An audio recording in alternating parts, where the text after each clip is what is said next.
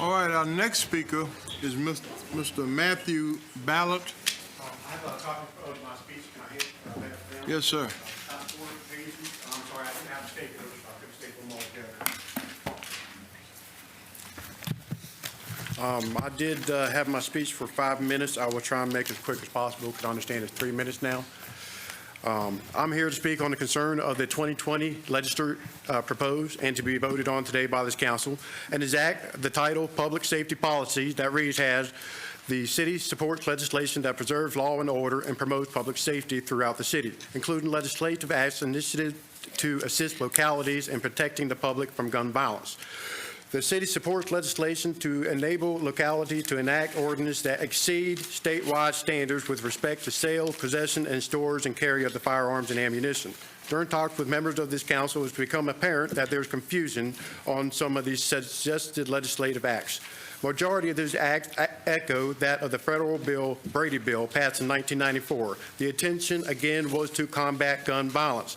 It's ineffective, shown by FBI and CDC studies, and the nationwide increase of gun violence until its peak in 2003.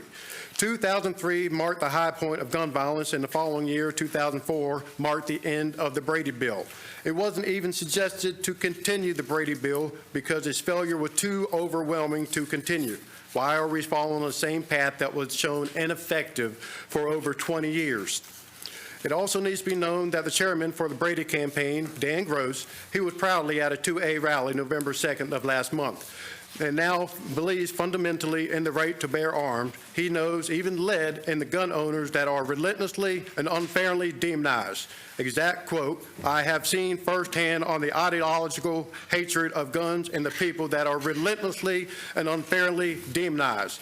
This was the leader of a gun grab organization who had flipped to the pro-gun rights side 3 years ago. The peak of gun violence was 2003, as per the CDC. Since then, there has been a 48% decrease in gun violence. It continues to fall in all areas where 2A communities are least restrictive. I am saying that those legislations have been proven by CDC and FBI numbers to not be effective. Also, I would like to bring the point that restrictive laws of transportation and carrying of firearms is in the Supreme Court today. Today, the Supreme Court is expected to vote heavily on the gun rights side, which would put the efforts of this council and the state legislature in the wrong and unconstitutional side. Are you really wanting to vote for a restrictive ruling that in hours away may be deemed unconstitutional? That is one of at least 4 petitions that has reached the Supreme Court. Others include the Massachusetts petition concerning magazine capacity, which states like Colorado are revisiting their capacity ban, again to be sided with the pro-gun rights. Virginia Citizens Defense League say guns save lives. You see these stickers all over the room here. In comparison with public safety, you cannot look at only one side: suicide, homicide, and gang activity. You must weigh the other side. How many lives have guns saved? Gun death numbers you are used to seeing are an example 2017, where they claimed the highest gun deaths in recent history is 39,000 gun deaths. If the source was honest, they would share that 26,000 were suicide. 26,000 out of 39,000 were suicide. 13,000 were homicide and self-defense uses. If you want to reduce what you call gun violence, stop suicide. It is widely reported that between 250,000 and 2.5 million times a year, guns were used in self-defense. Due to inaccurate police reports and methods of filing, it is a hard number to be precise about. And self-defense uses, most police reports don't even file under self-defense uses. Sometimes the assailant ran off without the use of firearm. At a minimum, 250,000 times a year, men and women of all races were able to stop rape, death, and assault directly due to being able to own and carry a firearm. Self-preservation usage far outweighs the evil usage.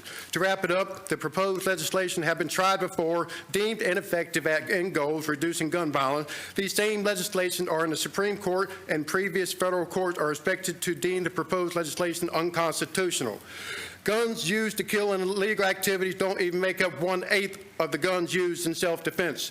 Former leaders in gun grab organizations have come out publicly by their own free will to declare that these legislations are not bound in actual facts and are driven in misconception and lies. Stop demonizing the poverty-stricken and middle-income family constitutional right as written on the federal and state levels. Thank you very much.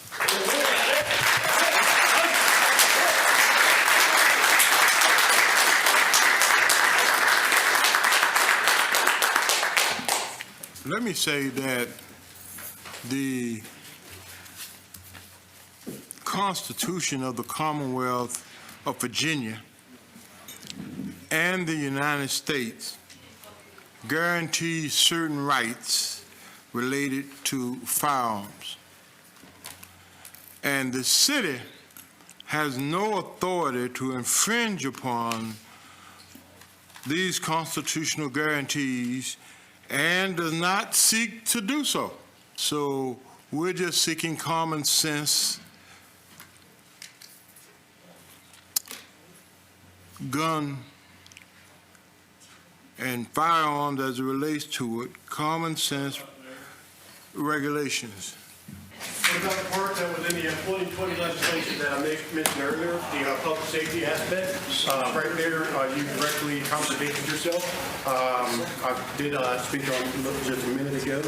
Well, you're out of order. I'll recognize, if you have something to say, you come back, but you need to come back. You said you're going to, you're not supporting, or you won't infringe upon the Second Amendment, but in the legislation that you're proposing, you do just that. Come to the GOP. Exactly. We will not comply. We will not comply. What I said, that we approved our 2020 legislation this morning.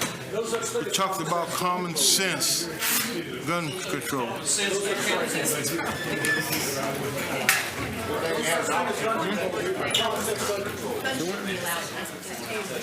Why is an officer here with a gun to protect you? Sir. The issue was actually the making of a Second Amendment sanctuary against the gun laws that proposed by the state. Yeah.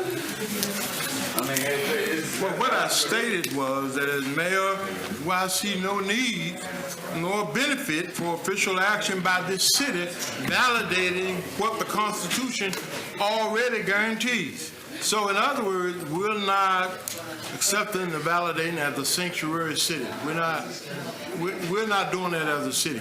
All right, so you're not doing it as a city, but like you mentioned earlier, the 2020 legislation. I can speak with you outside of this, but this session is over. Thank you. Thank you very much.